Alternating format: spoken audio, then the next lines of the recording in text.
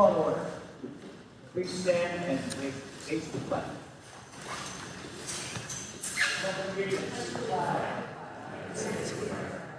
To the republic for which it stands, one nation, under God, indivisible, with liberty and justice for all. Everyone will please remain standing for 1 second, please. We would like to do as a board administration, a moment of silence for Matt King, who's been a bunch of stuff for the school year.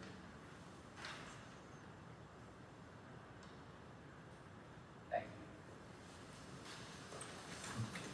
you. Public meeting of the Henry Hudson Henry Hudson Regional K-12 Board of Education is called to order.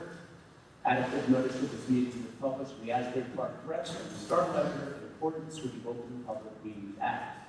And notice is reported to board members and posted as required. Roll call, Mr. Sherlock, please. Ms. Barrett? Here. Ms. Johnson? Here. Ms. Crosick? Here. Ms. Feldman? Here. Mr. Thomas? Here. Ms. Thomas? Here. Ms. Wells? Here. Mr. Wimberger? Here. Mr. Colangelo? Here. Dr. Dean? Here. Mr. Bush? Here. Mr. Ferguson? Here. Welcome. Any old business of the board to discuss? Reports, and we're going to start with Dr. Deans introducing our new student representative, Paul Hudson. Yes, well, we are so excited to welcome Cole Harbison as our student representative to the Board of Education for this upcoming school year. The student representative for the Board of Education is responsible for being the liaison between the Board of Education and the student body. So they come each month and they report on things that impact our students and some of the activities that our students are participating in all three schools. Before Cole delivers his first report of the year, I want to brag a little bit about Cole Harbison. First of all, I just have to say on a personal note, I've known Cole now for the entirety of my tenure here over the last 4.5 years. I have never walked into a room, been in a hallway, even sometimes walking through Red Bench, and I have seen Cole and he was out of his way to say hello, to have a conversation, which is just an excellent character marker, so I just want to say that. Also, let me just brag a little bit about Cole's accomplishments. First, Mr. McCarthy pointed out to me today that Cole was at Henry Hudson Back to School Night on Monday. He was assisting with Atlantic Highlands Elementary School's Back to School Night on Tuesday. He's here tonight as our board representative, and he will be at Highlands Elementary School tomorrow assisting with their Back to School Night. So he has pretty much dedicated this entire week to our school community. That in and of itself should be commended. He is a member of the National Honor Society. He is one of our top academic students in Henry Hudson. He always exhibits the 4 traits of the National Honor Society: leadership, scholarship, character, and service to others. In the NHS, he has participated in many hours of volunteer service projects within our school and in the community. He's a student council officer this year for the class of 2026. He was selected and he attended the Hugh O'Brien Youth Leadership Foundation seminar. He recently completed a summer STEAM Academy internship in the Poconos in Pennsylvania at a nature reserve. He plays varsity soccer, varsity tennis. He is a member of the AV club. He was selected as a peer mentor for this school and is planning to study environmental engineering or policy when he goes to college next year. So please join me in welcoming Mr. Cole Harbison.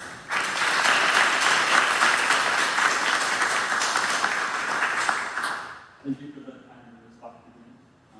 From Atlantic Highlands Elementary School, the PTO book fair is being held on September 16th and 17th. From Highlands Elementary School, students in grades K through 6 studied the events of September 11th, 2001, exploring Joseph's place in history and the everyday heroes who stepped up to help others in time and crisis.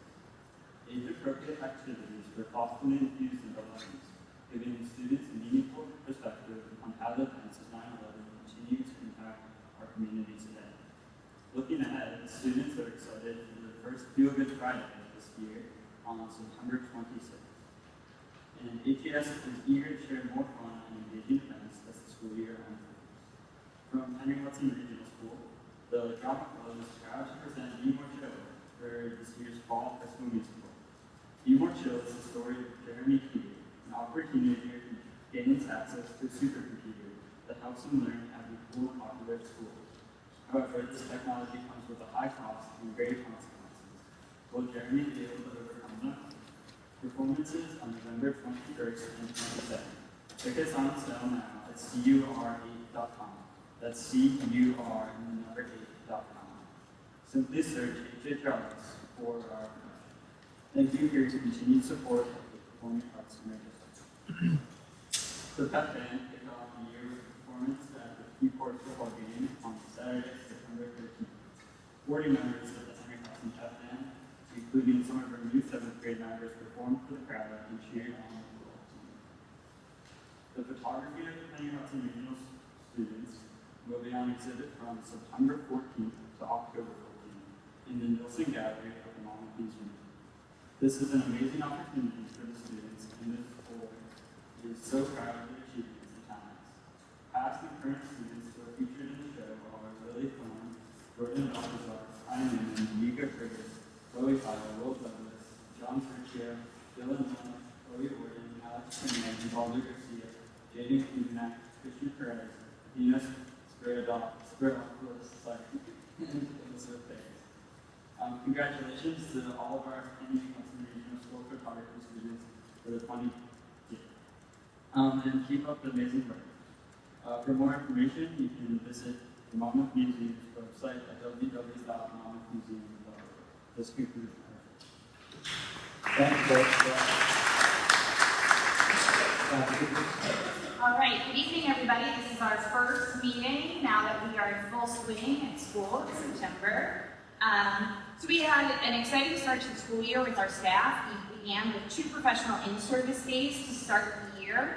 The focus of our professional in-service days this year was really focused on highlighting collaboration amongst our teachers and vertical and horizontal articulation, not just about the student data, so that teachers were prepared to receive their students in their classes this year, but they also met in grade band levels to make sure that there was alignment on curriculum and assessment expectations across all of the grade levels. So students within the same grade level would have the similar experiences as other students in that grade level, regardless of the school that they're in or the teacher that they have.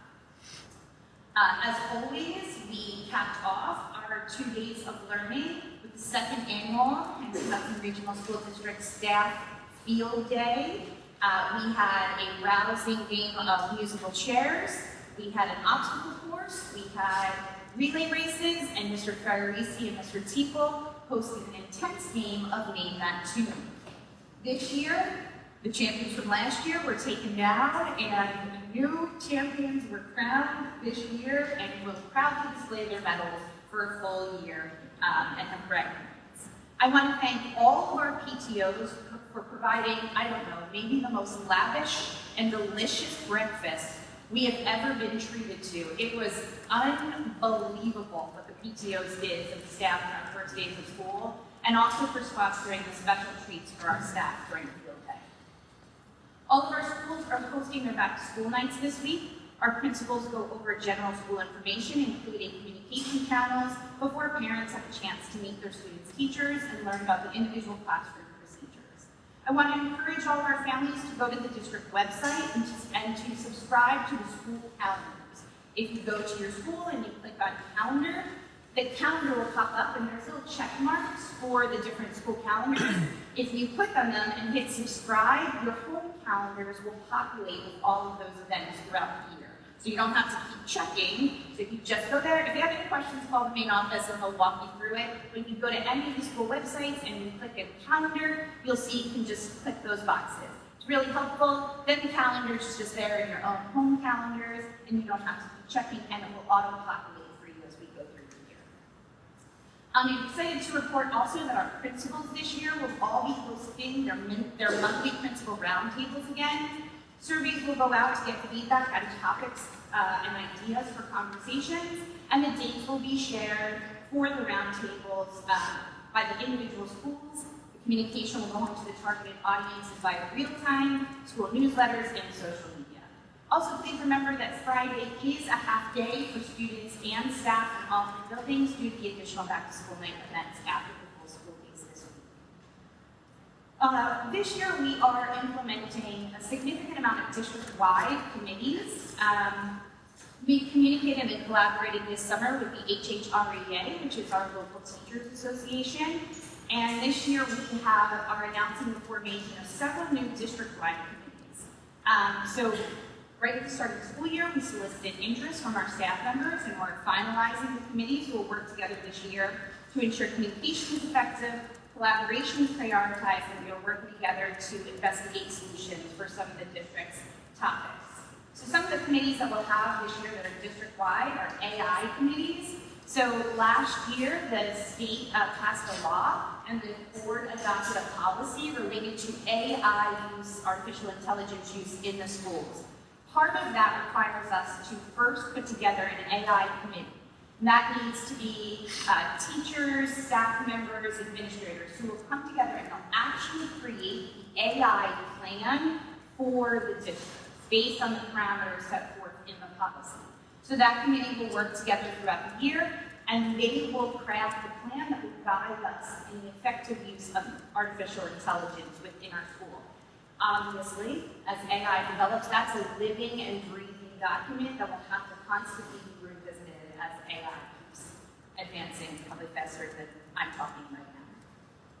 We also are going to assemble what's called the DEAC Committee, the District Evaluation Advisory Committee. As I reported out last week, the Department of Education has issued some guidance related to teacher evaluation. Regulations have not changed, but there are some recommendations in the guidance that we will look at as a DEAC because it impacts staff evaluation. The other thing that we are going to look at is possibly adopting a new teacher evaluation tool for the future. We currently use a tool called the Rhode Island 2007 edition. As the staff knows, I joke pretty frequently, we don't live in the state of Rhode Island. It's strange that years ago we adopted it.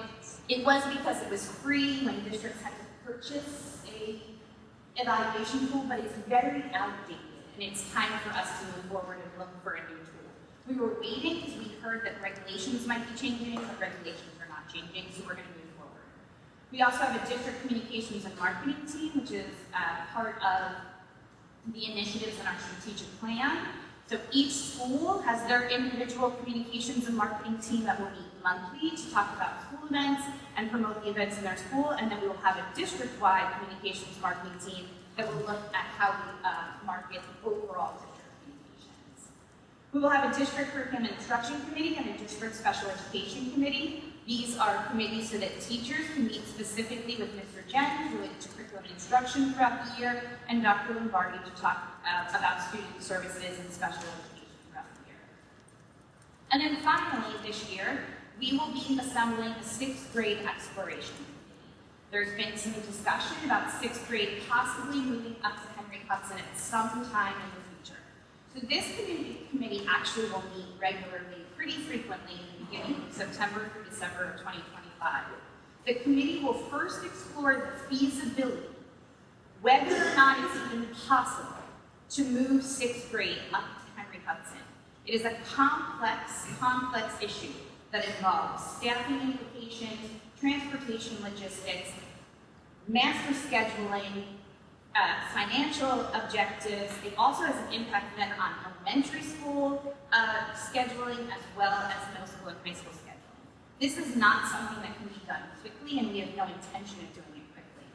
What we want to do is just see if it's even feasible first, before we could even talk about a plan or timelines or what that would look like. We have to look at all of those other aspects because this is a sustainable model for the future. It's not like this is like a one-year initiative and then we move the kids back. If this is going to happen, it has to happen long-term. So we have to look at the long-term viability of that. So the first step is to meet with this committee over the next 3 months just to look at the feasibility. Our goal is to present whether or not this is feasible to the Board of Education in January. Just whether or not it's feasible in January. At that point, then we would continue the work in the committee, if it is feasible, to figure out a plan. The plan would then involve the timing of it, all of the logistical pieces, and that would be presented over and over again through different points of communication. This is not going to go quickly. There has never, ever been a target of a class or a year that this is going to happen. The only target is that we were going to complete the feasibility investigation of that this year. We have no idea when or if this would happen at this point. The first step is that we are going to design, we already have some, that we are going to revisit our community surveys that we will be sending out probably in October. So that's the first order of business for the committees, is to get together, look at the community surveys that will be sent out to our families, our staff, and most importantly, our students, to just get some feedback and input about how they would be feeling about this, some of the logistical pieces that would be involved in that. And then from there, we would work on those feasibility pieces. So I can't reiterate enough that there is no timeline for actually moving any children. There is no timeline for actually moving any children. It will be communicated with extreme advance notice so that the district can prepare, parents can prepare, staff can prepare, and students can prepare. So I just want to make sure that that's clear, and that's what we're doing in our Henry Hudson Regional School will celebrate the 125th anniversary of Highlands founding on October 12th, 2025, with patriotic selections from our band, and the Highlands Elementary Student Council officers will be on hand to assist with the Pledge of Allegiance. The day of events and ceremony will conclude at 12:30 at the site of the original Highlands Pledge near Twin Lights.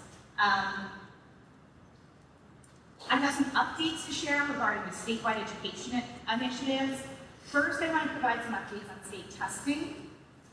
The district received our individual score reports for students who took NJSLA in spring of 2025 late last week. The reports will be mailed home to families early next week. We have to compile them, get them all stamped and labeled, and then they will be out early next week. Last month, I reported there are some significant changes for this year's NJSLA and NJGPA. Those are our state assessments that impact our students in grades 3 through 11. The state is moving to an adaptive model of the NJSLA and NJGPA. We don't know what that means, and we don't know what that looks like yet. We've been given some sample problems, but we don't understand the adaptive nature of it or what that is going to mean.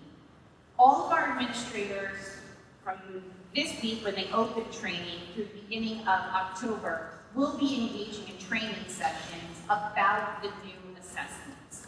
We did get a broadcast this week, so I wanted to share some information with the board about some details. There will be a field test that takes place for this new assessment this fall. The dates for the window of the field test are October 27th through November 14th. The district is in the process right now of figuring out the exact dates that our students will test in the field test, and we will send them out to parents once we have that testing schedule. So just to give you some idea of what will happen in the field tests this fall. The field test will be given to the following students. For English Language Arts, it's students currently enrolled in grades 4 through 10 that will take the field test for English Language Arts. For mathematics, it's for students currently enrolled in grades 4 through 9 and students who were enrolled in Algebra 1, Geometry, or Algebra 2 last year, and I'll explain why. For the NJGPA field test, that will in ELA will be for students currently enrolled in grade 11. There will not be a mathematics NJGPA field test because they are going to take questions from the field test from Algebra 1 and Geometry for the NJGPA math. So those students don't sit. Each student will receive questions aligned to the grade prior to their current year.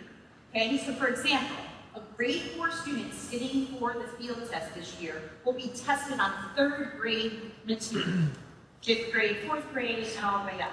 In math, like I said, it'll be their prior year. So if you took Algebra 1 last year, even though you're not in Algebra 1 this year, you will field test the Algebra 1. It's so that they can get questions for the spring assessment. These are not scored. So students will not get any kind of feedback. We will not get any feedback. They're not scored. They're just to see the validity of the test. So the students will be assigned to no more than one reading unit, one writing unit, one math unit. It's a 60-minute reading unit, a 120-minute writing unit, and a 60-minute math unit. Students can only test in 2 units per day. So that's why we're looking at what that testing level will be.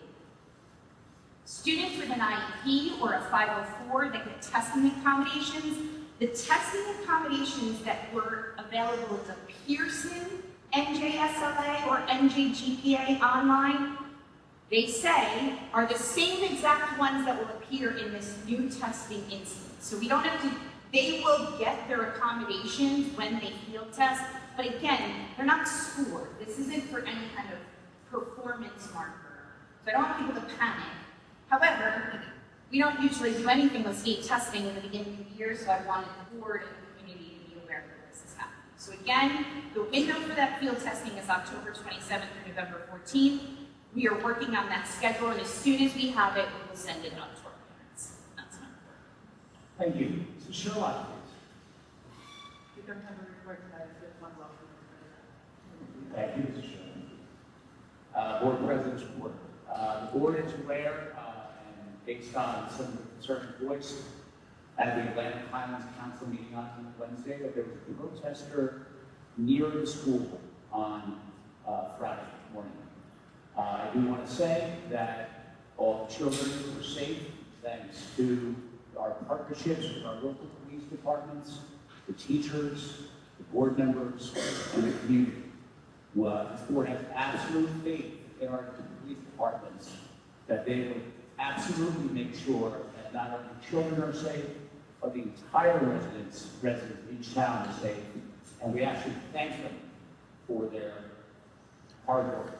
All right, so at no time was there a child in need, and we are very proud of our partnership with our 2 police departments. All right, in case anyone is listening to anything else. All right, but that's how the school feels. That's how the school feels. Although there are no committee reports, there's public policy by any committee coming up to speak about that. Are you talking about the second? Yes. No. I saw it coming once. Well, all of the board members should have gotten the policies and. Absolutely. I want to see when it's on the public. So, I think I spoke at length about it at the last meeting. If you want to, it's literally on the agenda where. I understand it. I'll give you the opportunity. All right. All right, well, while I do have the floor, I do want to say that I was at the art show that the Hudson students presented, and it was really awesome, and I want to thank the teachers who were responsible for that. Thank you, Ms. Miller. We have no principal report. We do have we have a recognition. We do not have a recognition. Miss Fleming could not be here tonight. She had an appointment pop up, so we're going to recognize her next month. She's planning a wedding, so appointments pop up as they come. So she'll be here next month. Adjusted. Now, we're going to go to the public comment section for the agenda items. I would like to let everybody know now that this presentation will happen toward the end of the meeting. We are going to have a separate public comment and question section for this presentation, also based on the presentation, rather than either the regular public comments or the agenda items. So once this presentation is complete, we will have a specific question section for this presentation. All right? Does anybody here have any other comments on anything else on the agenda? Seeing none. Approval of minutes, I need a motion for 8/20 regular meeting, excuse me. Motion. Motion goes. Second. Knox. And we also, I guess we would need a separate motion for the executive session meeting and do it in one vote. Motion, please. All right. Good motions for both. All right. Roll call, please. Ms. Grant? Yes. Ms. Knox? Yes. Ms. Joseph? Yes. Ms. Melvin? Yes. Mr. Thomas? Yes. Ms. Thomas? Ms. Wells? I also abstain. Mr. Winter? Yes. Mr. Colangelo? Yes. Ms. Sherlock, while you're on the floor, will you please review the correspondence received? The correspondence is listed. I'll read it. You want me to read them out? No, I'll read it. It's all right. We received an email from Ms. Mano on July 25th, 2025. An email from Ms. Knight and Mrs. Knighter, excuse me, Ms. Mano, Mrs. Mano, received on August 20th, 2025. We received communications from T. Powell, several, but most recent on August 25th. And we received an email from Ms. Mosca, received September 9th, 2025. Next item on the agenda is a facility use request in the Milford Buildings and Grounds. And there's an addendum adding a couple more. I'll read them off. Nighttown Club event, Twin Lights Historical Society, HHRS PTO monthly meetings, HES PTO pumpkin patch, HES holiday shop, HES holiday shop, Next Level LLC, basketball, okay, and the Borough of Highlands for a special land use board meeting. Meeting with that day was good. Can I have a motion on the facilities use? Motion Joseph. Second. Mrs. Sherlock, please. Ms. Burrell? Yes. Ms. Knox? Yes. Ms. Joseph? Yes. Ms. Melvin? Yes. Mr. Thomas? Yes. Ms. Thomas? Yes. Ms. Wells? Yes. Mr. Winter? Yes. Mr. Colangelo? Yes. Next item on the agenda is the consent agenda. Board President requests to vote on the consent agenda for the remainder of the meeting, including statistics, HIV reports, curriculum, instruction, policy, superintendent's consent agenda, business administrators consent agenda, personnel, and addendum.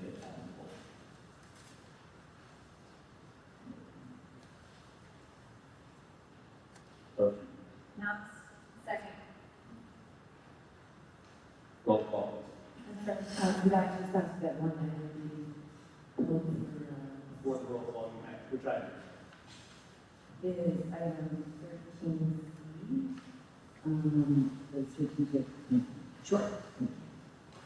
Now, motion.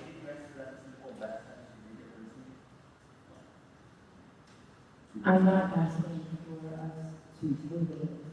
I'm asking for us to pull it out of the consent agenda so we can vote on it separately from the rest of the items. Which is perfectly allowed. Perfectly allowed. That's about the second email. Yeah. I was waiting for your motion, Ms. Miller.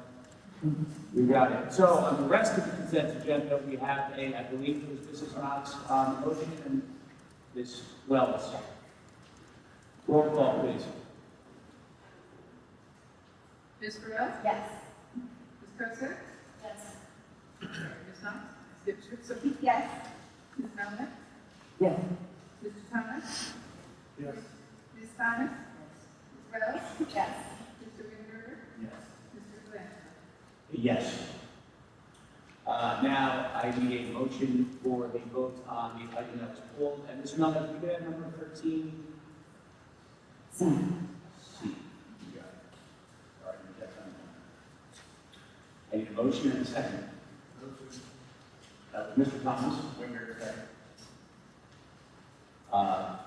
Mrs. Sherlock? I think we discussed the item. Absolutely. Good, we do that now? Sure. Awesome. Well, I could wait for my vote. I just did one Before before. you have to do it before the vote. Do it before the vote. Great. All right, so I looked over, I appreciate the board's tabling the motion last month because I think it was important to review the strategic plan. And I just wanted to say that I'm going to be voting no tonight. I don't think it'll have any real effect on the strategic plan. I think everybody, or at least the majority, is going to vote yes. But sometimes when there's a controversial decision, like not controversial, I just wanted to explain my vote, and I'm like, really, and I know I say this sometimes and don't mean it, I'll really try to be sure. I think a lot of the items here are not specifically things that would take 5 years, I think that we can accomplish them in a much shorter amount of time. And I think when I looked at the action plan, it seems like some of these things are more urgent than the implementation here.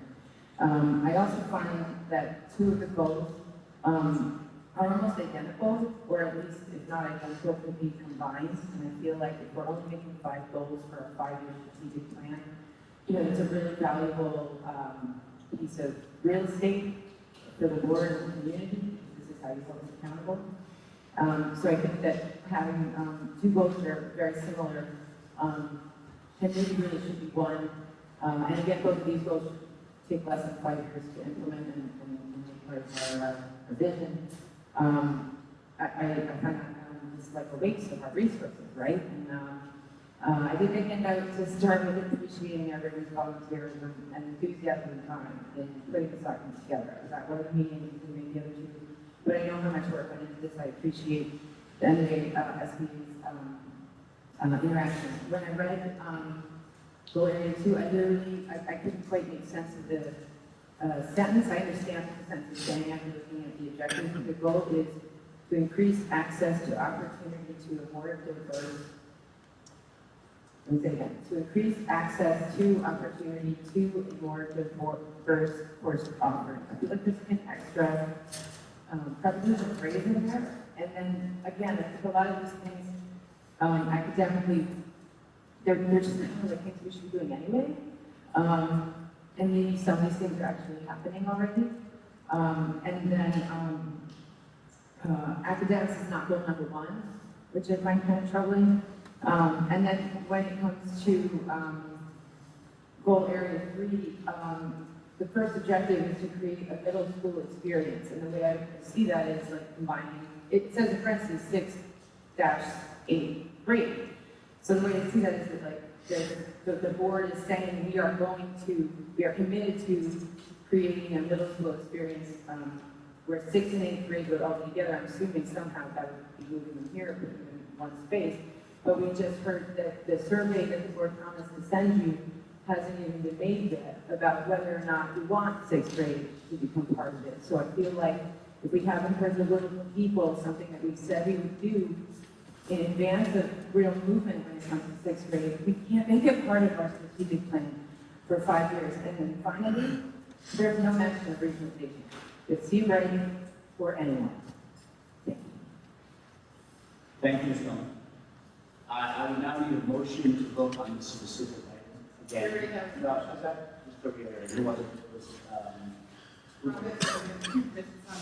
Mr. Thomas. Okay, thank you. Roll call, please. Ms. Burrell? Yes. Ms. Knox? Yes. Ms. Koser? Yes. Ms. Melnick? No. Mr. Thomas? Yes. Ms. Thomas? Yes. Ms. Wells? Yes.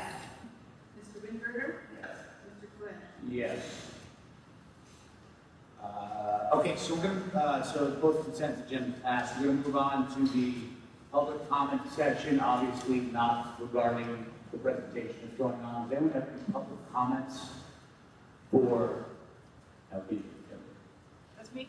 You looked over like this, want to make a comment. Oh, yes, I do have a comment to make for this board Come member. on, come on up. No, it's not. Thanks.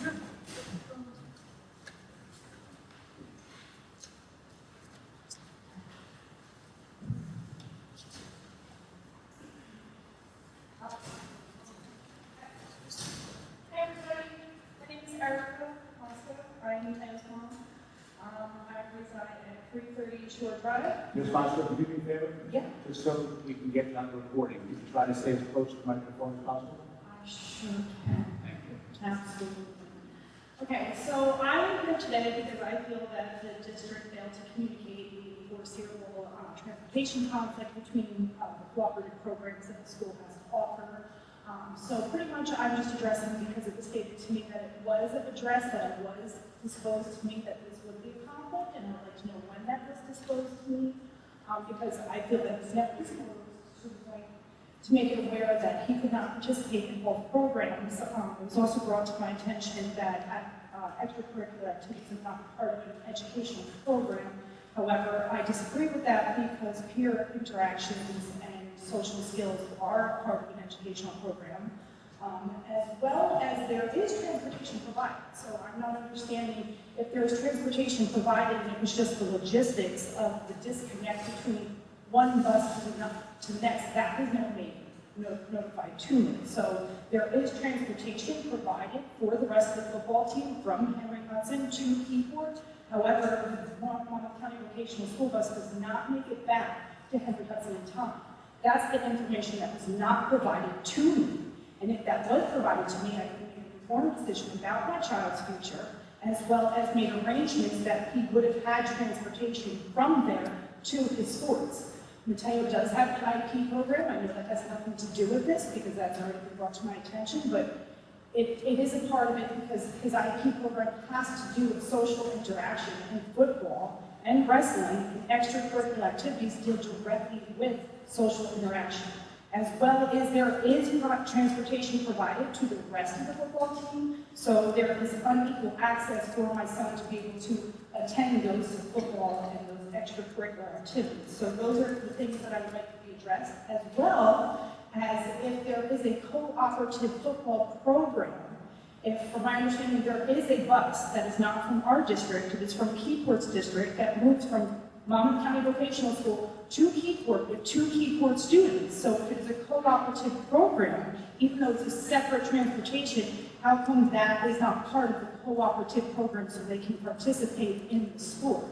That's cooperative. There has to be some sort of communication or some sort of way that we can make this work for this child to continue with his educational future.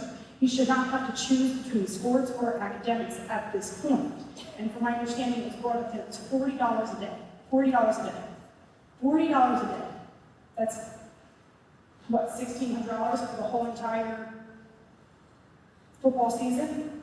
I mean, I just don't understand why this couldn't have been brought to my attention beforehand, or the logistics could have been figured out. And if it's not something that can be figured out, then we need to make it aware to the rest of the students that are going to be in these programs that this is going to be a foreseeable conflict in the future, that they're going to need to be made aware that they're going to have to provide their own transportation to their extracurricular activity, even though the extracurricular activity is part of my son's educational program, because sports and athletics are a part of educational programs.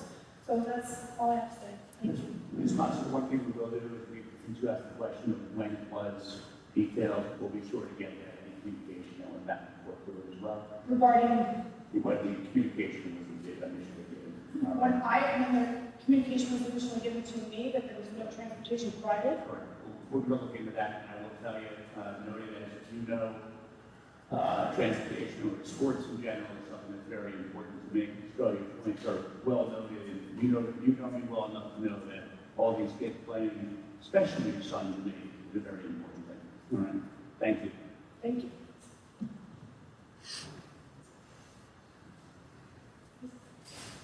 Mr. O'Shea. Any other public comments not on the presentation?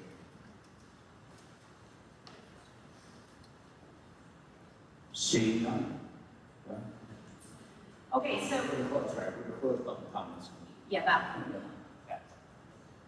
Okay, so tonight, as we communicated through our communication systems to the community, and I appreciate the help of the mayor and council and Highlands for also helping us communicate. Tonight, for the first time, the full board is going to hear about a proposal regarding a cell phone tower here at Henry Hudson, given by Mr. Declan O'Scanlan.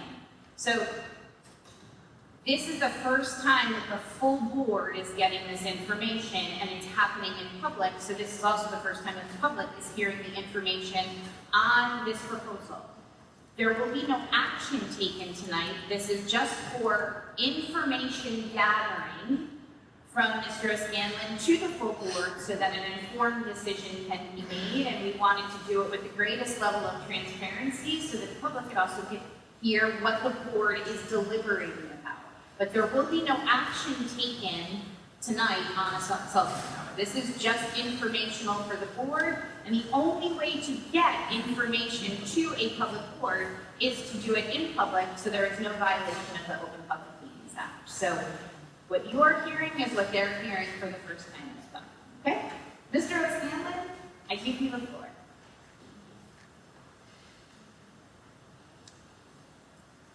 Thank you, gentlemen. Nice to be here, members of the board. Again, my name is Declan O'Scanlan. I wear a lot of hats in the community today. I'm here on a professional basis to talk about the potential for the cell tower here on school property, right down at this end of this yellow square. A little bit of background about me. I've been in this business since about 1995. I got into it because I was appointed to the little silver governing body back in 1994, which makes me much older than I think I should be. And one of the very first issues that I had to deal with as a member of the governing body was the setting of the cell tower in Little Silver. We didn't have any guidance at that time. It was sort of a nascent industry. It was just getting into its heyday. And a lot of misinformation out there, and we had to deal with that. But we collectively kind of got caught up in the hype. I ran the pitchfork with everybody else. We went out and protested the cell tower within Little Silver Hall. We lost that fight. It was doomed from the start. At the time, the federal government was forming how they were going to deal with this equipment. And in order to have a robust cell phone network, a wireless communications network, you have to have infrastructure. The guidelines for how public entities and private would move forward came out in 1996, the Telecom Act of 1996, which essentially forced municipalities to accept infrastructure. The federal government decided, I think rightfully, that if we're going to have a system that works, we have to have guidelines, and we have to permit this equipment to be out there. There were certain parameters, there were certain options for municipalities to deal with it, and certain areas of control, but basically, if a wireless carrier could prove they had a coverage gap, they could install a cell tower. And that has happened all over New Jersey.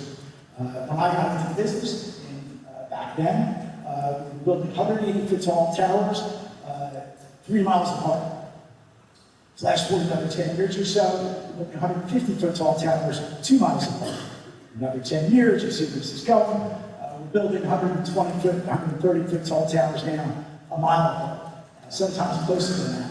And that is due to advances in technology, different spectrum usage, and our collective voracious appetite for connectivity, for throughput, for speed, and for data.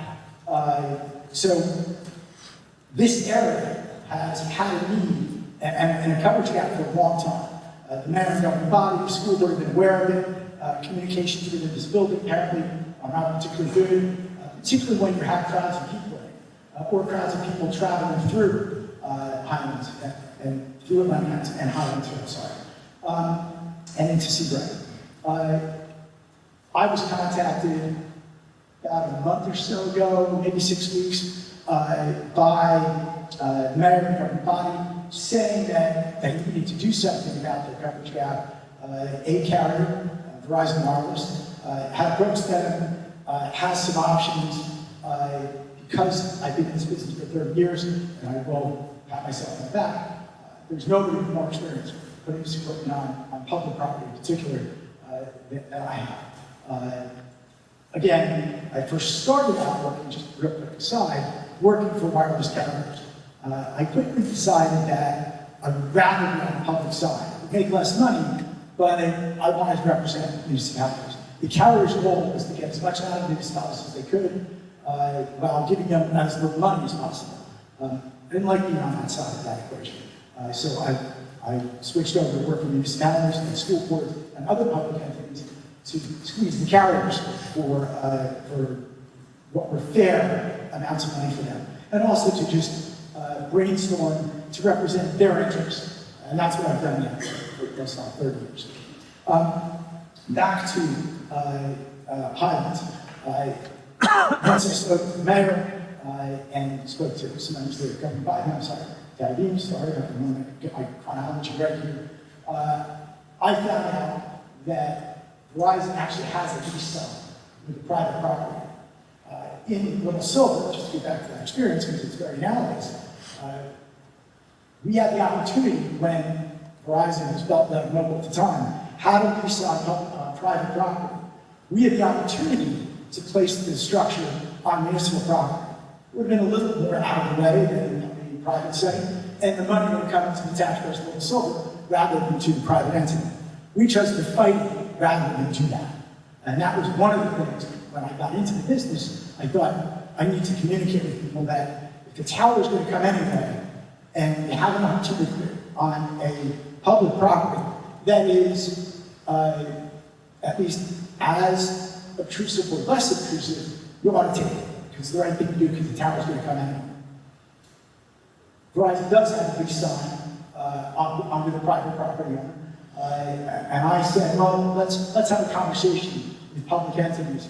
And the main one, because it's in proximity to this area, was the Henry Hudson School.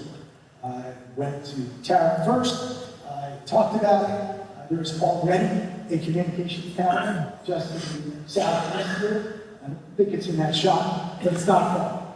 That tower is 150 foot tall. It's a county-operated tower. The county's policy is to not include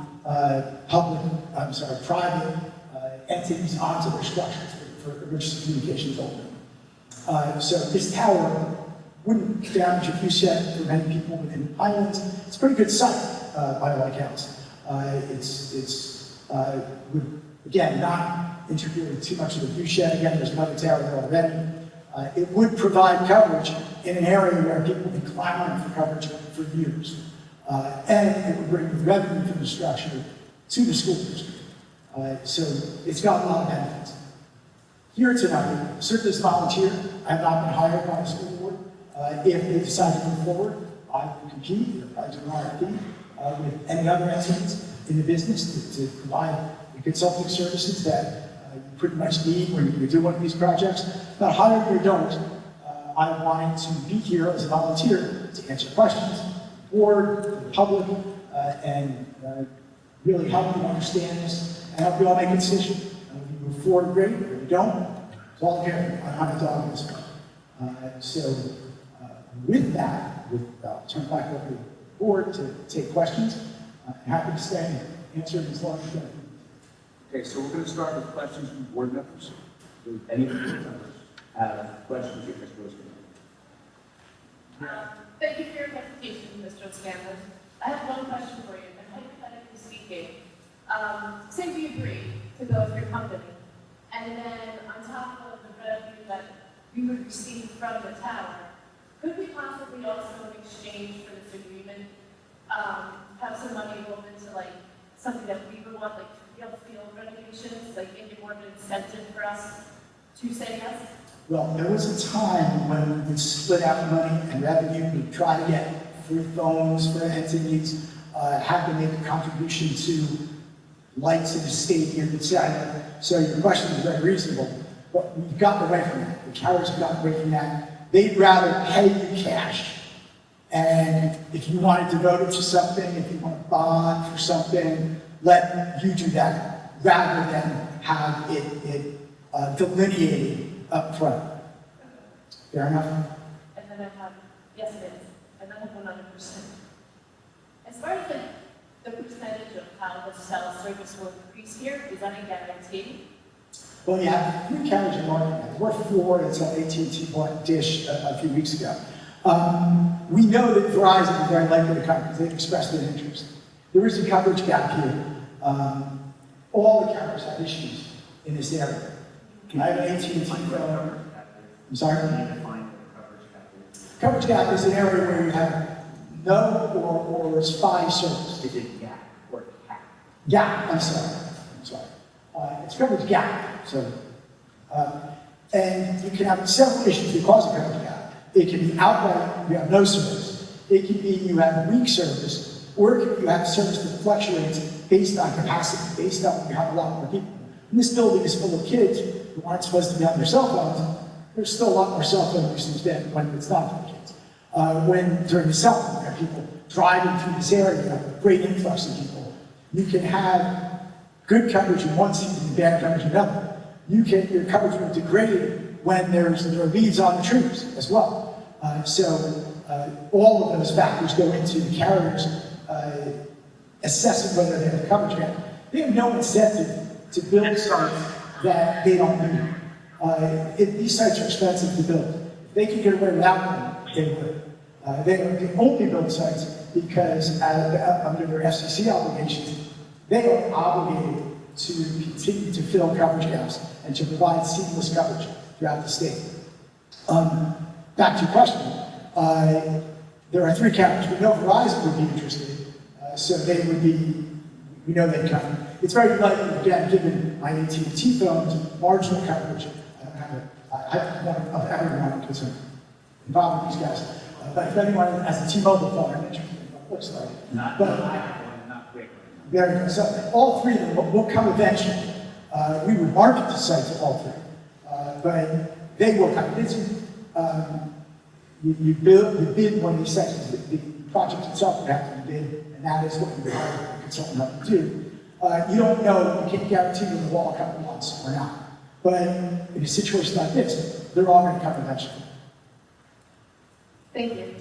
I have several questions.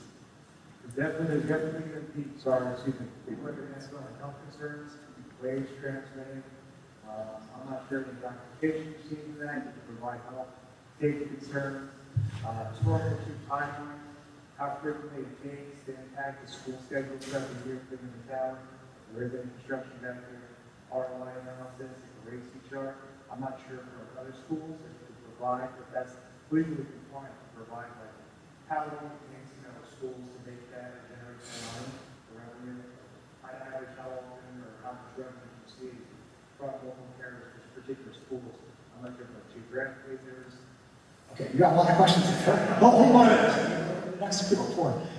Construction-wise, they work around your schedule. You want them to be here constructing in the summer. That would probably be when you want them to be here. So that's what we try to plan that, number 1. But you would be in control of that.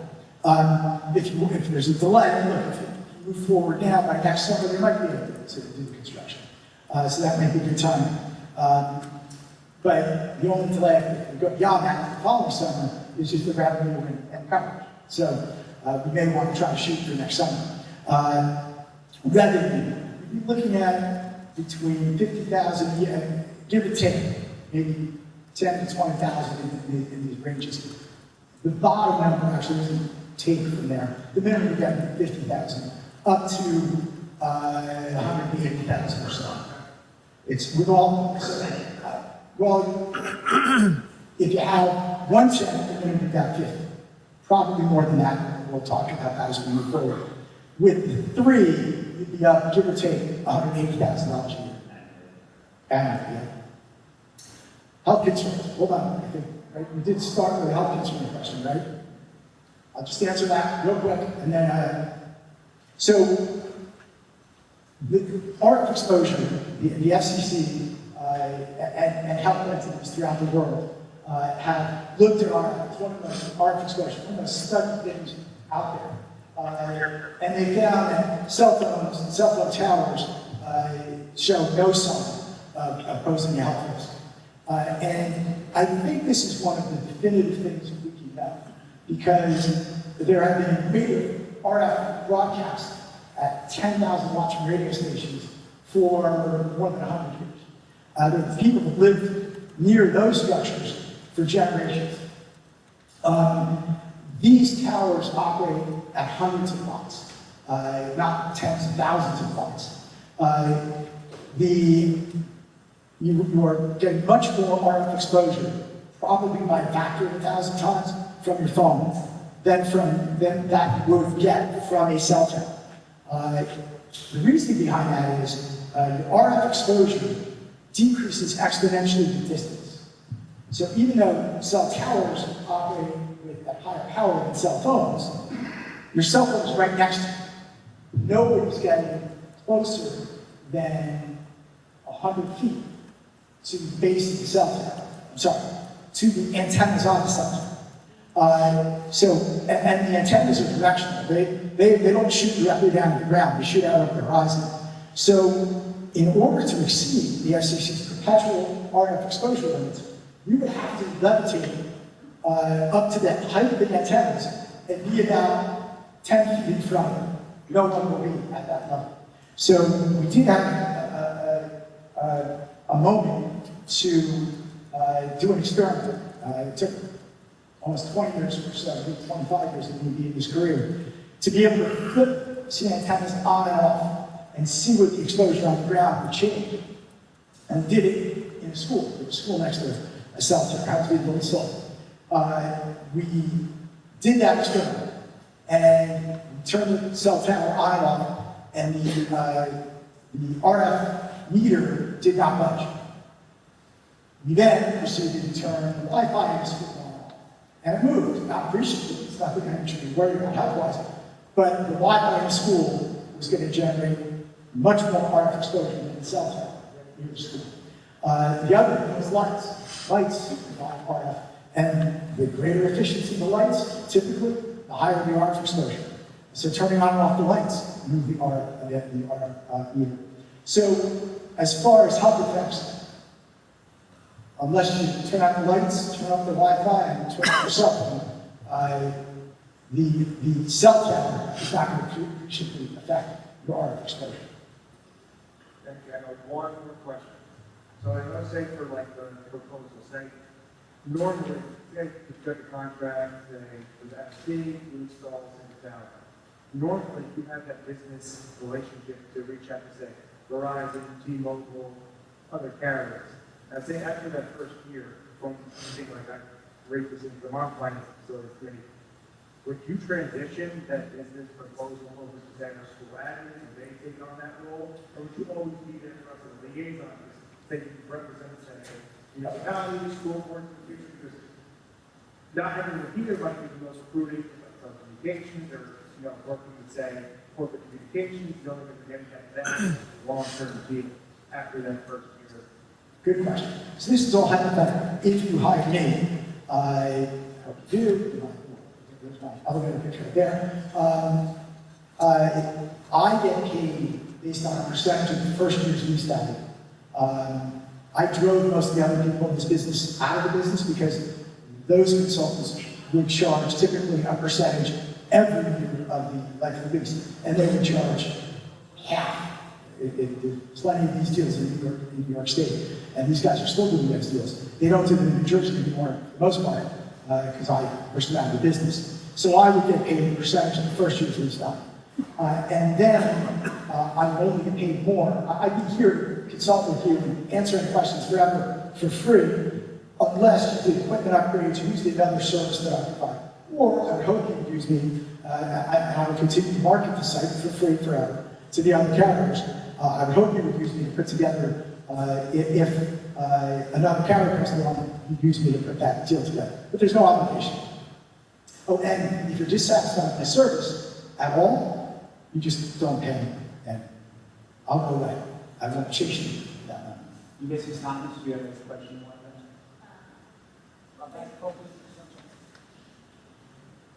I'm curious, we keep quoting annual revenue. Does that go on ever? Does that change? Or we just deal through carriers? It does. The typical, that's a very good question. These leases are almost universally 5 years with multiple 5-year extensions, extending out to 20 or 25 years. It's a long-term commitment, but the carriers are building a pretty expensive piece of infrastructure. Also, to meet their FCC requirements, they have to demonstrate to the FCC that they have long-term software coverage.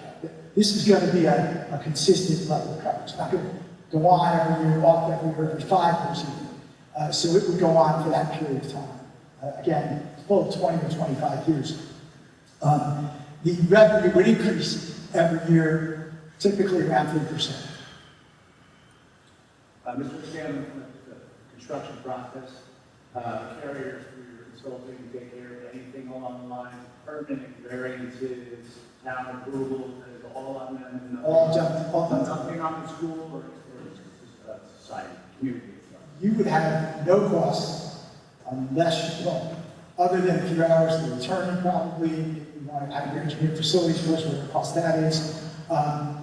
you'd have a couple of $1,000 as my initial retainer, just so everybody has some skin in the game.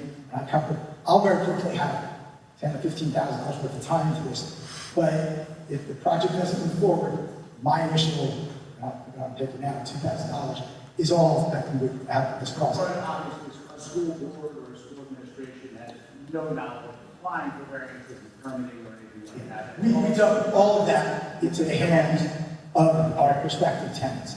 And I would be there to shepherd that through. Great.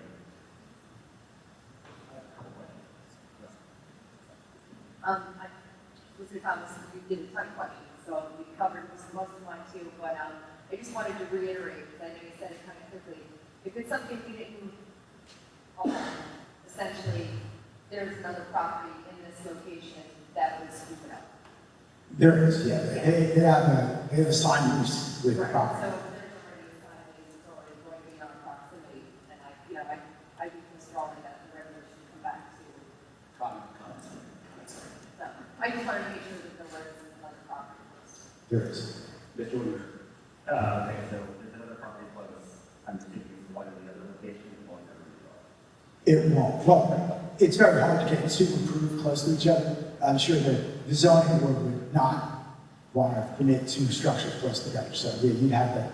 You don't know if it's a private tower? Well, yes, right up 36, right East Point itself, and there's a tower at the foot of East Point as well, CVS or the gas station there. That's going that way. Going south, the next tower is the flagpole tower in Seabright, which was a project I did. There's one on Ward Street, Rumson as well. Isn't there? Sorry? Is there a public one on Ward Street, Rumson as well? 3 miles. Yeah, that's further distance away, but yes. Are there any ongoing maintenance costs with that? All borne by the tenants. And there are a lot, actually. Are there any potential changes to our insurance based on? Very little, very little. Again, you have to check with the insurance carrier, but we see very little impact. And knock on wood, we see very, I hope I'm not jinxing myself. I haven't seen an incident where there was a serious insurance claim. The towers, if you look at video after hurricanes, where structures are level and pans across, frequently the only thing standing are cell towers. They may lean over a little bit, but very rarely do they fall understand. There's no ongoing maintenance like, I don't know, can't refresh anything like that. The towers would be here on a regular basis, switching out equipment, because that happens, technology changes quickly. I would recommend that we have the tower painted. Paint doesn't last long, just in case.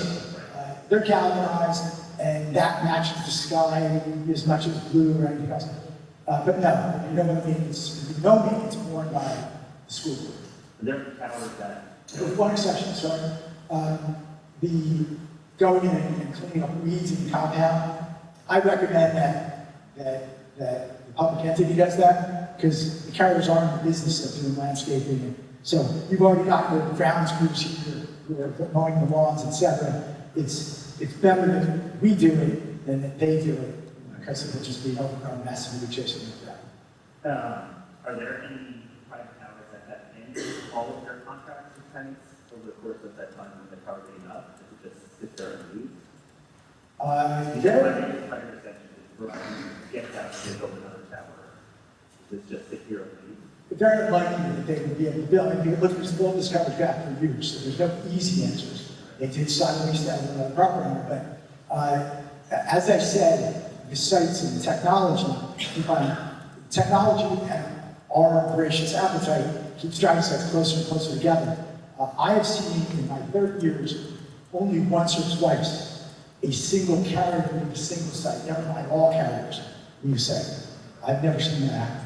And it's unlikely, and look, and we're down to 3 carriers now. It's very likely that there will always be 3 carriers, just because they want it. The federal government wants competition. And the only type of lease carriers is this wireless microwave or other communications tenants. I'm sorry? The only type of lease we're talking about is Verizon, AT&T, and T-Mobile. It says first release value of any wireless and microwave or other That's to cover any possibility. It's not likely to have, micro-communications are very direct site-to-site, and that is high-frequency trading activities, et cetera. It's not likely to get what's going to put that in every one of our proposals. It's likely here you'll just have wireless carriers. Look, the municipality might also want to put some emergency communications antennas. I recommend you let them do that for free. You don't charge them. I haven't spoken about that yet, but certainly this tower will affect, no matter what, emergency communications. There is a serious emergency communication problem here. Police use for the mobile data terminals in the cars, etc. They use commercial wireless. AT&T owns FirstNet. Verizon is big into that business, and I've heard from the mayor. It definitely will help that. So there's no interference with the current tower next door. We would make sure there's the microwave dishes that are on there now and the county communications equipment. We would make sure that there would be no interference. It's very unlikely. And I will tell you that tower has emergency services issues as it is filling down into Hudson itself. I just want to get that worse. Yeah, no. That's it. For like maintenance of the tower or the equipment, how often do the tenants come to the school to, I mean, you know, again, the location is not anywhere that we necessarily use. It's more of a pass-through. It's at the far corner of the school when we don't, you know, it's not necessarily usable land. It's more used as just a walk-through. But how often, and it's back on a park, you know, obviously we've been there, the parking lot is reserved for the Board of Education. It's not, students don't use it, visitors to the board might use it, a couple staff members who have classrooms down there use that, but it's not a well-traveled area of the school. But how often would maintenance crews or someone come on the property? For each stand, approximately once a month. Oh, okay. Ballpark. They could change, but that's about it. And they would provide some. Well, once the installations are done. Right. They would provide some kind of notification. Yes. Because they're on our. Unless there's an emergency, at least if there's an emergency, you're allowed to come and fix it. But yeah, generally, we would ask them to give us some notice before they can. Yeah, I know that the county comes out pretty regularly, but they're just off our property, so they just kind of come through. They're not on our property technically. The other tower is just on the other side of That's the right. roadway. Just one more question, going back to the private residence lease. If we were to move forward with the district, would that still happen, or we supersede it, or they have to decide between the two of us, or what happens then if they already have a lease signed? It's likely Verizon would choose to come here. They generally have accepted, look, that was one of the marks that I made on the industry. If you got a choice, all the public has to look at this stuff, right? The benefit should be distributed amongst the public. The revenue for these things is not going to cut anybody's property taxes in hand. But look, an extra $6,000 every year, if you had a benefactor that's going to give you that, you guys would erect a monument to it. And every, it doesn't matter the budget, every municipality, every school board is looking for that extra revenue. So it may as well come to benefit the public where it can. They would very likely come here. I just have a question. Payment terms are generally due annually. Monthly, they generally pay monthly. Any other board member have a question? Okay? Are there any renewal clauses? And then the second question is, say our technology needs change up here in Henry Hudson, are we able then to renegotiate our leases or our terms? No. Straight answer. We make the commitment up front, and it's the commitment. Renewals are at the behest of the lessee, and part of the reason for that is, again, they have to certify the federal government to get a long-term arrangement. We price it in with the reasonable market rate and push it a little bit more. It escalates every year, and you're stuck with that. But the projects I'm involved with, we've stayed ahead of market rates throughout this past 30 years. So I think we have a fair revenue stream for you for the long term. Yeah. Any other board members have any questions? Okay, folks, now we're going to open this up to the public. At this point in time, it's going to be questions from the public, and there will be an opportunity to comment. I do ask in the interest of time for both the board, the public, and Mr. O'Scanlan, that if a question was answered, I'm going to consider it asked and answered, all right? But does anyone have any new questions in regard to Mr. O'Scanlan's proposal? Sir? Got it? Thank you. I'm going to. You have the answer, sir, you have to come up to the microphone.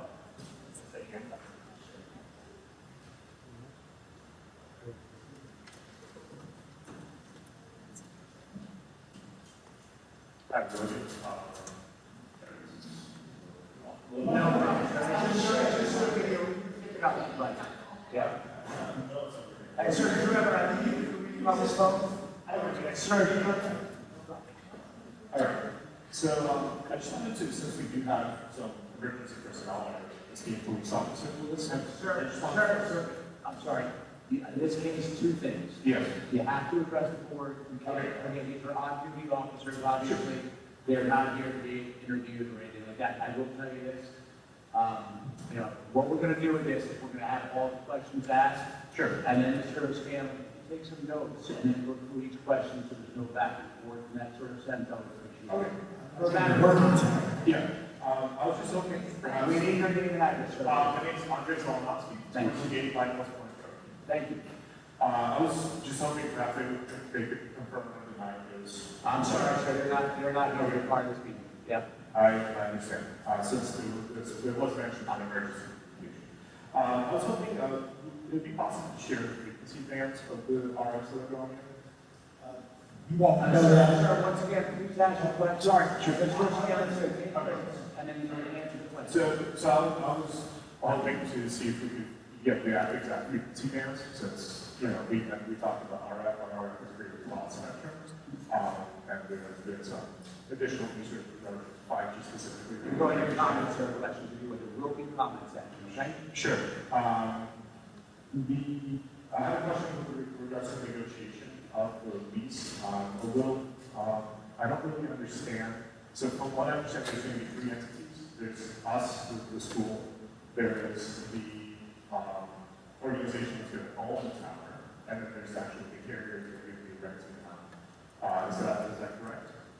Again, we're gonna ask the questions, and then we're gonna come back and we'll answer in one shot.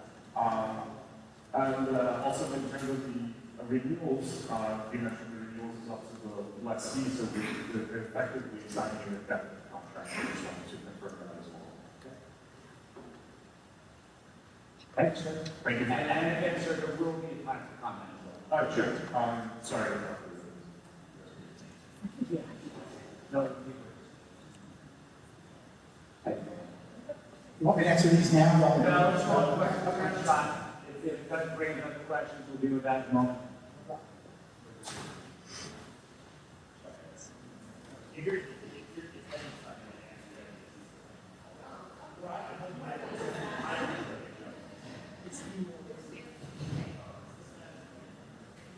Hello, my name is Megan Kwan. I live at 48 East Washington Highlands. My two questions for you, sir, are the other property, the better property, how far away is it from the school?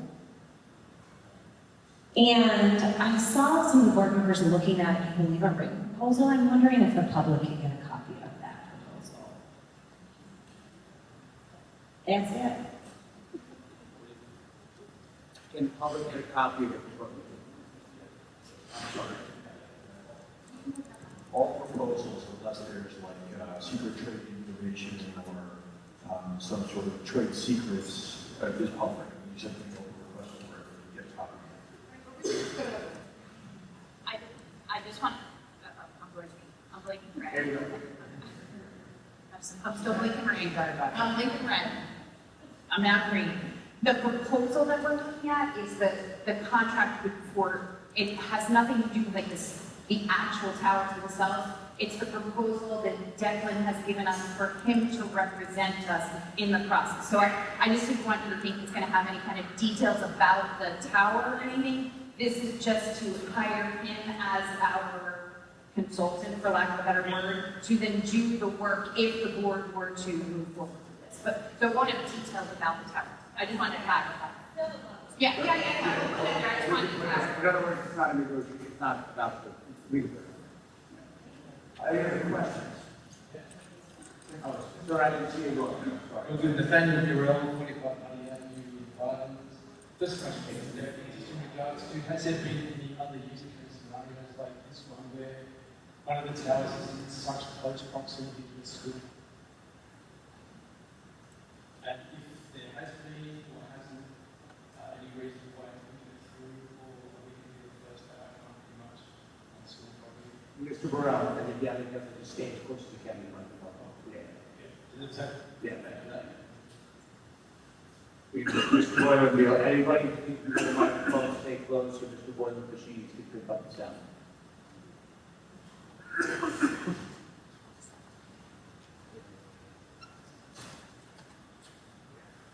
Hi, I'm Sarah Wintersall, Wyoming Highlands. My question Ms. is Sullivan, you can exact that number. 64 Prospect Circle. Thank you. My question is, you said it's better to get more uses, so more carriers, so that's more antennas. Does that mean more radio waves then? Each antenna increases exposure? Oh, I know.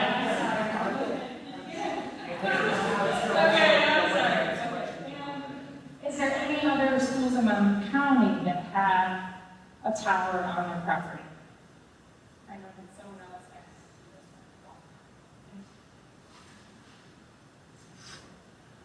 And I'm looking around for hands, did I miss them last time?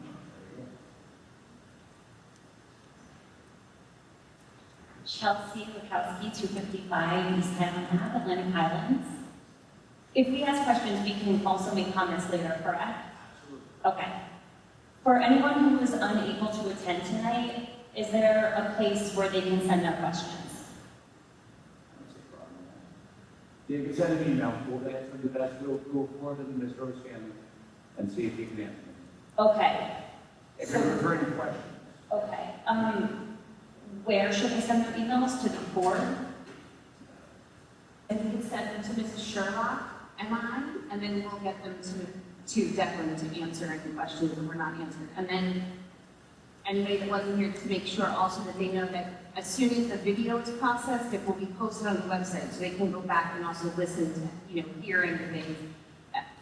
We try to do it as quickly as possible, but it's as quickly as the video processes and then we turn it up. And I would highly recommend everybody watch the video first, because obviously the board's asked several questions and answered. So that'll be posted to the district website? Yes. Yes, under the Board of Education page, there's all of our board recordings. Okay. And is there a specific day where there is a vote that's planned for this proposal? Not at this time. This is just to gather information. It would go then back into committee, and then, the board would have to then speak to the Facilities and Finance Committee about any of their concerns, and then once, I think everything is vetted, the first step, even before anything else, would just be for Declan to investigate and then bring the actual, other proposals to us, and then there would be more public things. So the first step is even, do we want to pursue anything with Declan to pursue things? I know it sounds like a lot of pursuing, but it's just the investigation piece of it. So that would go back into committees, so we don't have a hard date on that. And I want to give the administration credit here, because as you noticed, they not only alerted Highlands residents and the school community, but they also alerted Atlantic Highlands residents who might not have anybody in the schools at this time. So I can tell you that they were very proactive in getting the word out as much as possible, working with me in total transparency. In other words, no one's going to try to sneak this through. Right, that's appreciated. So we'll be notified anytime there's anything? 100%. Okay, just like for this time. Okay, thank you. Have you researched any alternative forms of revenue for the district other than the communications module to get $60,000 per year? That's my view right there. The district is always looking for something that can improve not only the district's operation, but saving the taxpayers. Absolutely. But this is an opportunity that we want to hear the proposal. But any proposal that will reduce the burden on the taxpayers is absolutely welcome. Thank you. And last, I just wanted to confirm that Senator Declan O'Scanlan, you are an NJ State Senator for District 13, is that correct? Okay, just got it. Thank you. Thank you. I see no raised hands. Are there any questions from the public? Yes, sir. I'm sorry, sir, you gotta come back up. And that's the process. Since we're talking budget, Sorry, sir, you gotta say that again. Name and address again. Andres Aronofsky, 28 Lighthouse Point Road. I was just curious what the total budget is, since we're talking. We're not discussing the budget here. Our budget is posted online. Okay, but if we start to go down that, even on the project, well, the project budget has nothing to do with us. The carrier pays for it, no matter what. Right. I was referring to, like, what percentage of the budget is state 180,000? We're not going to go into the budget. Not going to go into the budget discussion right now, but it is available online. Simple divide. Sign on exactly. Sorry. Sasha Vijaya, 141 Center Ave, Atlantic Highlands. Stay close to the mic. I get that. So we've got a couple of questions. One is, have you considered, I know it's about deciding it on the school, but have you considered like the town hall, the Highlands Town Hall, for example, to site it? And the other is, in terms of the mechanism that someone asked about, do we get a vote? I think the answer was no. How is the decision made? Will we be able to make comments? Well, I know it's people going to make some comments tonight, but as you can tell, a lot of what's going right now is a school report. Okay. Yeah, I So I'm going to. Not only will there be when the board, if the board moves forward, if chooses to move forward on this, we would have to come back and discuss that again. Therefore, we will make sure the public is notified. However, I will also tell you in this process, because I've seen it before, these usually were called use variances for accessory use on property, additional use on property. And that full presentation would be presented to the Highlands, Joint Planning and Zoning Board, called the Land Use Board. And I will tell you that these people come in and give a very extensive presentation. Obviously, Highlands residents may go to that meeting, but there's nothing precluding an Atlantic Highlands resident from going to that meeting. And I tell you from experience, it's extensive and very informative. And I'm not saying it's right or wrong, but it's a lot of information to form an opinion on that as well. Yeah, so information be shared. You'll have several opportunities. Okay, so information will be shared on that. Ultimately, just to answer your question, ultimately, when it's time to put this before this Board of Education to vote, we would, Declan and I were talking about it today, we would have an actual public hearing, which would be a special advertised meeting about this topic. And then this board would, there's all these iterations. Like I said, tonight, we're just getting information. There will be no vote tonight on anything. Then it is whether or not we want to move forward with Declan representing us in this next phase of this. Then we would continually update the public, and we have the public come in at a public hearing to get the feedback from the public. So we're just at the exploratory phase, but at some point, this board would have a vote, or we would communicate out to the public when that would happen so that the public is made aware, okay? I just want you to think we're never voting, or that we don't have the, not me, but the board does never vote on it. We will, maybe. Here's the other thing. If the board as a whole decides they don't want to pursue this, we would never vote on even Declan's contract. Like, they have the authority to say whether or not they would like you to put this up for a vote to pursue it. Okay, thank you. This is the first date, not the minute.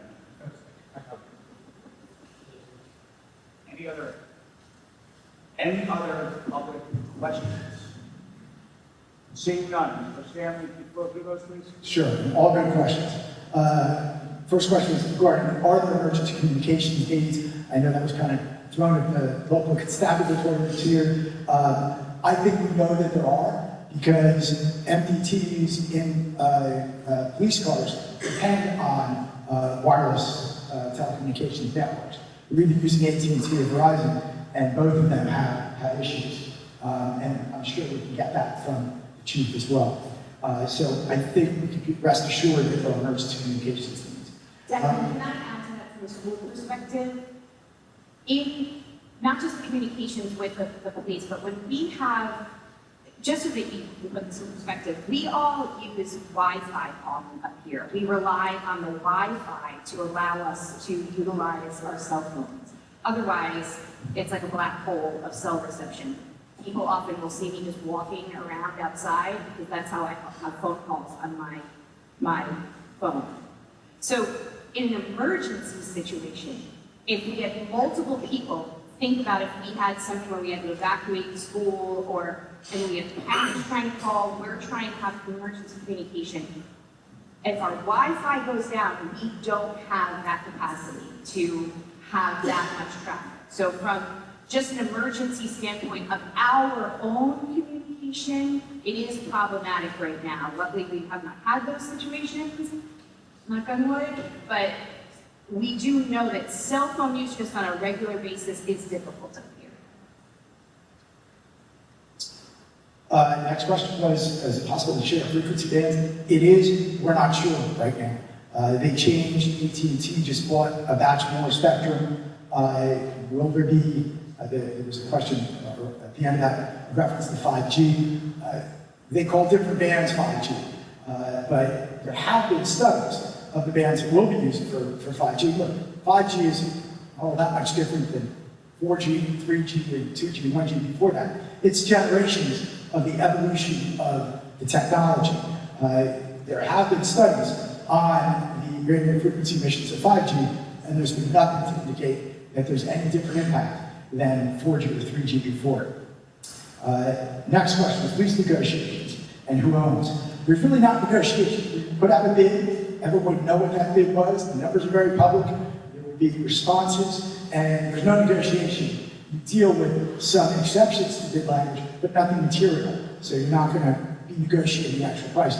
They're going to put it in documents, so we'll have that. Who owns the tower? That would be something I discuss actually with the board.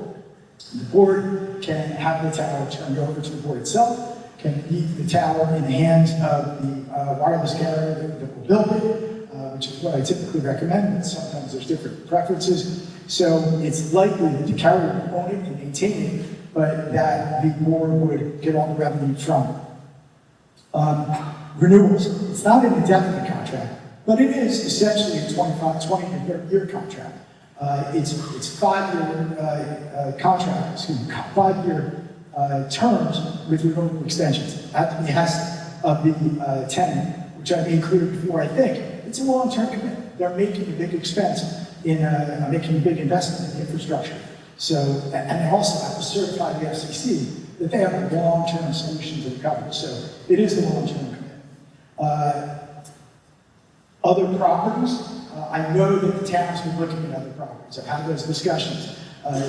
Everyone wants to start up here because this is real coverage gap. There's an area that isn't particularly impactful to residents from an aesthetic standpoint. It would solve the issues regarding coverage here at the school, and particularly in emergencies here. So that's where they want to start. But the town has looked at a number of properties and just hasn't decided to pull the trigger yet on any. And we have a tendency that those might work for the carriers. But throughout the town, they've looked at. I'm happy to have my proposal posted anywhere you want. It's the same proposal I've been doing for 20 years. I think my prices have changed. So I'm happy to answer any question on that once it is posted. And I'm less expensive than most others in the industry. And just regarding hiring, I'm happy to have you do. I suggest you do RFP, and you'll hear from other people. I'm happy to compete. If you don't hire me, you can call me when you're midway through the project, and the other guy screwed up, and I'll come in and fix it. So I'm happy to do that. But hire me or not, it's no skin off my back. And I'm here now to continue to answer questions regardless. Other towers close to schools. I'm just trying to think off the top of my head. There's the tower in Little Silver. which is right an easy sighting distance of the school there. There's a tower at Central Regional School District down in Bayville. I know there are others. It's just, I didn't eat anything all day. I had a cup of coffee in about 8 hours, so it's not occurring to me. There's a lot of areas where there are towers near schools all over the state. Do more leases mean more exposure? Yes. But when we're talking about tens of thousands of the rate of perpetual exposure limit, if you double or triple that, it doesn't change the number. They're infinitesimal exposure to RF from a cell tower. And let me say this again. If you have a kid in a school or in this area where there's good coverage and they're carrying a cell phone, once you install the tower, their exposure marks go down because your phone will have to be replaced. You all have had the experience where you're marginal coverage or no coverage and your phone heats up. That means it's working hard to reach that tower that's far away, and your RF exposure goes up with that. The closer you are to a tower, the less your exposure is. Let's see. Make sure I'm not forgetting anything. Mr. O'Scanlan, let me just make this easier for you. If you like, if we look through readers a little bit. Did anyone not feel like the question was asked? That was asked specifically. Well, I have a couple more before, because they'll have the right to citizenship without an adjustment. I did the schools. Follow-up questions. I'll answer any follow-up questions tonight or as we go on. And we covered the other locations and other town sites. So yes. Chris, did you miss one? You just stand up and, as long as one question you asked already. Yes. Yeah, it was not answered. I had asked, there was a property site that has I'm sorry, I apologize. How far away is that property? It's pretty close. I don't know the exact property. And if they did, it's hundreds of feet, I bet. If it's within hundreds of feet. Certainly, it's no more than 1,000 feet, I bet. But again, I'm not sure the exact one. But the carrier's not lying about it. And in 30 years, they have not lied to me and said, oh, we have a lease in the It would be a reasonable follow-up question. I get it. But it's probably under 1,000 feet, I would bet. Because they don't move very far. They're building sites now less than a mile apart. So really covering about half mile if you're lucky. And with the topographic areas here and geographic implications, you're going to have shadowing and other things. So it would be pretty close. And in places like Newark and Jersey City, they're every other block. They are. And on buildings, they're across the street from where people live. That is very true. You don't even realize how many there are in Newark and City. And the driving there, because they're close, they're hundreds of feet apart, macro cell sites, is the capacity, is the number of people, concentration of people on phones at any given time. I apologize for missing that question. All right, folks, now that we've gone through that portion of the questions, I absolutely want to give you the opportunity to give comments. But please understand, once again, like I said, this is the first date, not the wedding. All right. There will be several other opportunities to make your statements. And most likely in a situation where a decision is actually going to be made, rather than one that we're just doing an informational one. So, understanding that, does anyone have a comment to make? Once again, you're going to have to state your name and address once again. Go ahead. Yes. Please.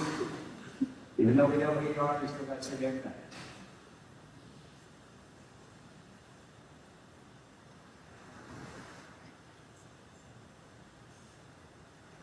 Okay, good evening. My name is Joanne Olszewski, 27 Grand Tour. The comments I would make two. One, as someone who lives on Grand Tour, and sometimes if I just turn or make my way to another road, it's gone. That's number one. But the second is we're serious. I'm also a hiker and a walker. I'm in the park all the time.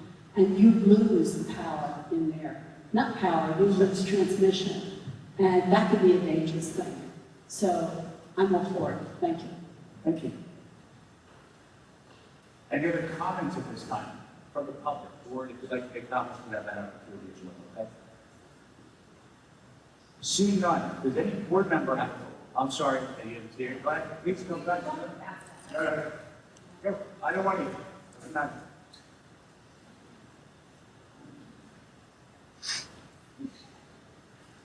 Chelsea Lukowski, 255 East Island Ave, Glen Highlands. I just want to start off by saying that I don't want a tower near the school, and I also don't want a tower hundreds of feet within the school at the other property, but this is about the school. And also, I wrote this yesterday, so no disrespect to Senator O'Scanlan. We received an email on September 10th about a proposal by FSD Enterprises to erect a wireless communications monopole on school property. I'd like to point out that FSD Enterprises is owned by our New Jersey State Senator, Declan O'Scanlan, who represents District 13, which includes Highlands and Atlantic Highlands.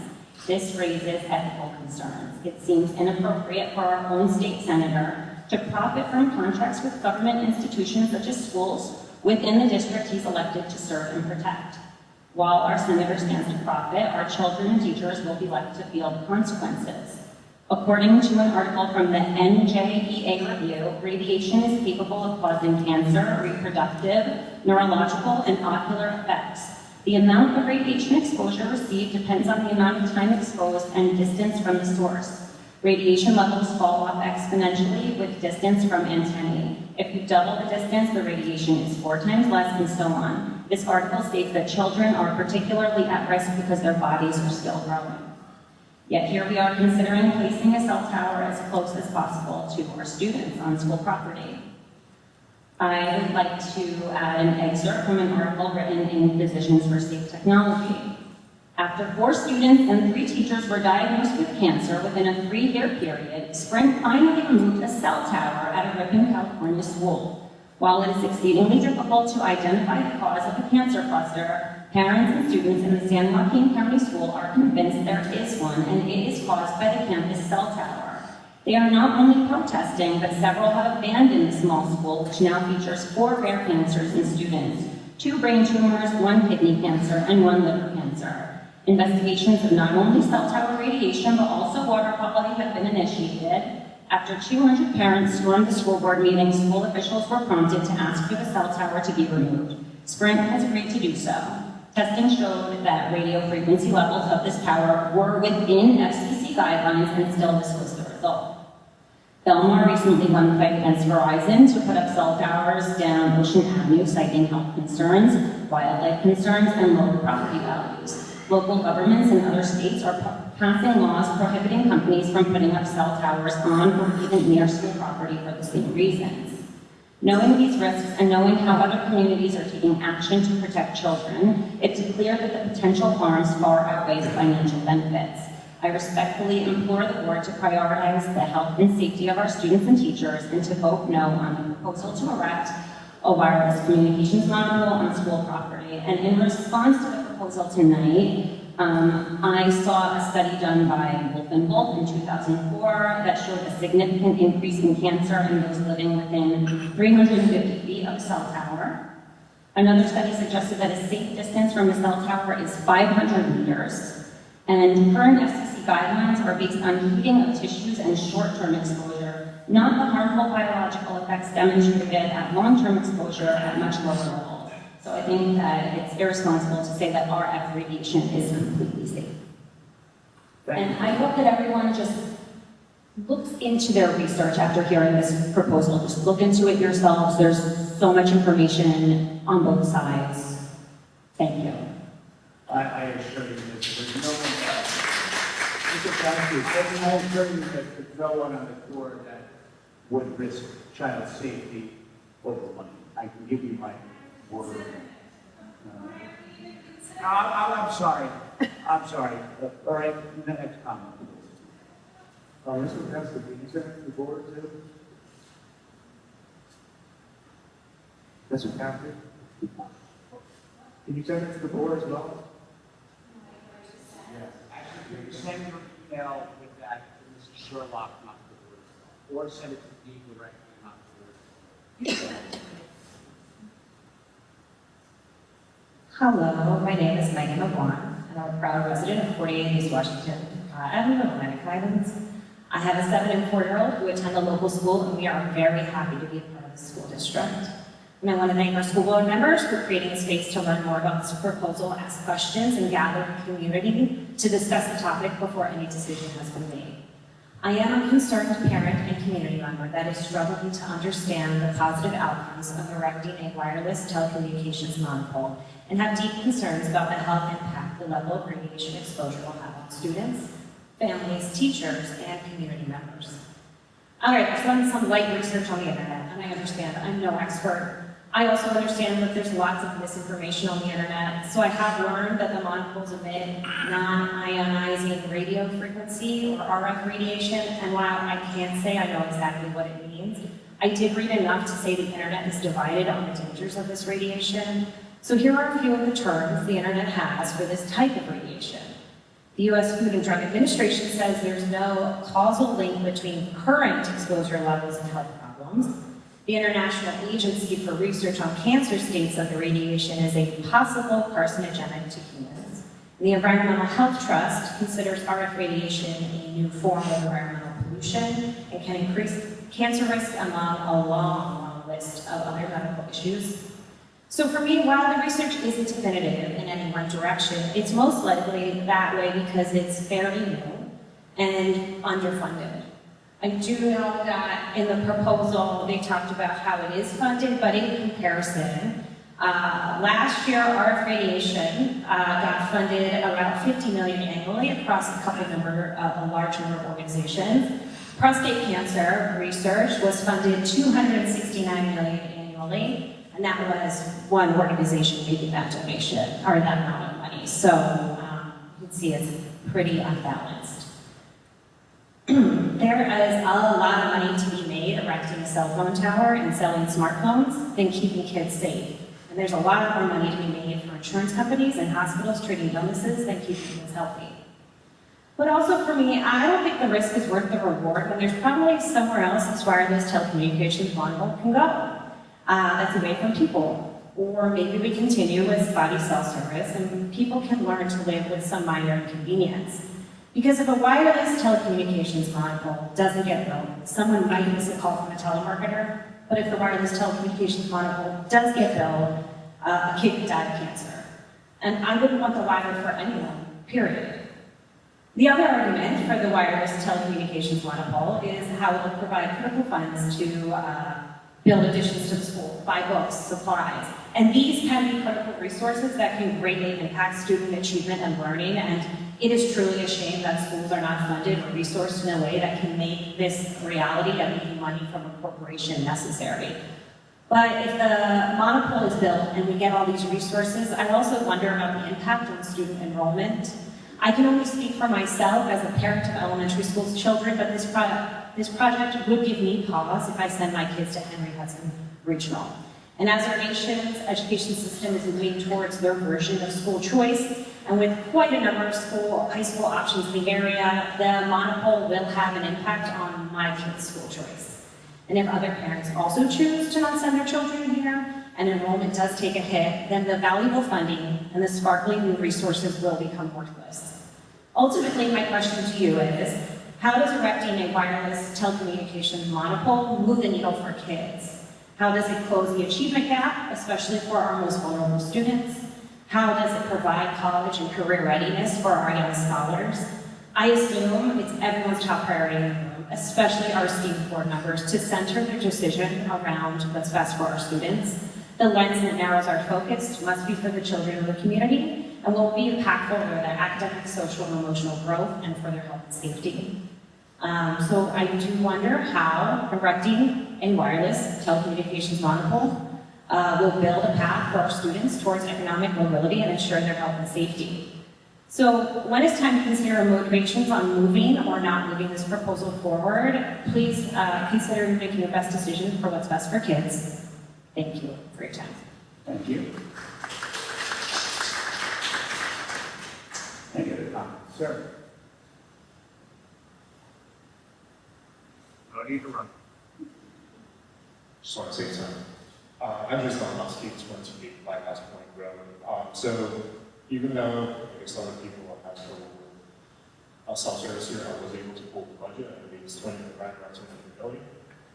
So just to put some numbers into perspective, so 60,000, that's about a quarter or 1% of the budget, and that would be at the per pupil cost.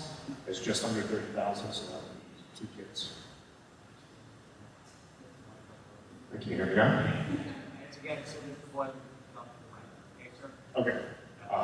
Should I repeat that or? Yeah, you're good so far. Okay, thank you. Public comments. And again, I guarantee you, you have plenty of opportunity to make these simple processes. Is this the second day?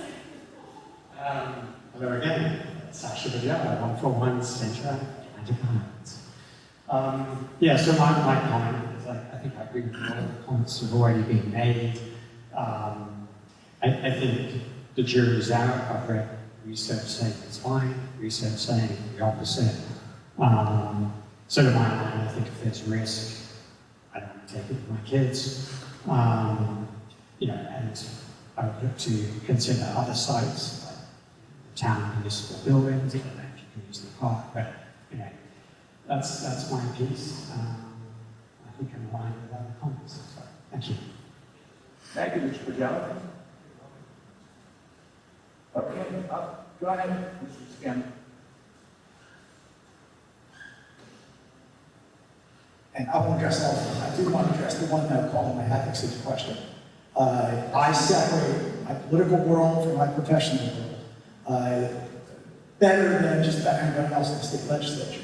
I don't trade on my position, and I can't identify why there would be an ethical problem with me working and helping a school district or a town within my district. I do a ton of free work for these entities. I discount them regularly, but it's all transparent. I encourage, as I did tonight, there to be an RFP, which is an open process. My proposals haven't changed, don't change, in district, out of district, etc. I want to show you all, whether you like me, whether you agree with me or not, calling my ethics into question is a losing proposal. I've been doing this for 30 years. People have tried that, they've tried the political arena, they've tried the professional arena, and there is no ethical violation that I'm committing, not even flirting with the line. Just want to make sure that that's And Mr. Scanlon, that's something that I have no problem with stating as a rebuttal. Anybody else on public comment? I want to thank everybody who came out for this. This was quite civil relative to other public meetings that Mr. Fisher and Ms. Smith can tell you about, but I do want to, there's nothing wrong with a healthy public discussion, discourse, all right? And once again, you will have several opportunities throughout this process if it goes beyond the first meeting, all right? With that being said, and that presentation being over, do we have any board of education comments on anything else? There is no. I think that it's reasonable for some folks in the community to feel like maybe some things happen quickly without their knowledge. I don't think we've gotten much of an update on the softball field situation with Hudson Elementary. Do you know if there's a presentation on that?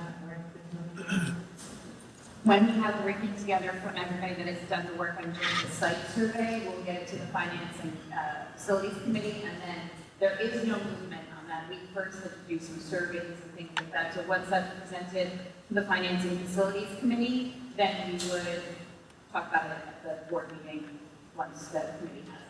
Cool, thank you. Yes, and I just want to clarify, Mr. Scanlon, I don't think anybody called you unethical. Well, I'll just say for the record, I didn't hear unethical. I heard somebody suggest it could be a conflict of interest, and I don't think that that's good. Thank you, Ms. Miller. There is no executive session this evening, so may I please have a motion to adjourn?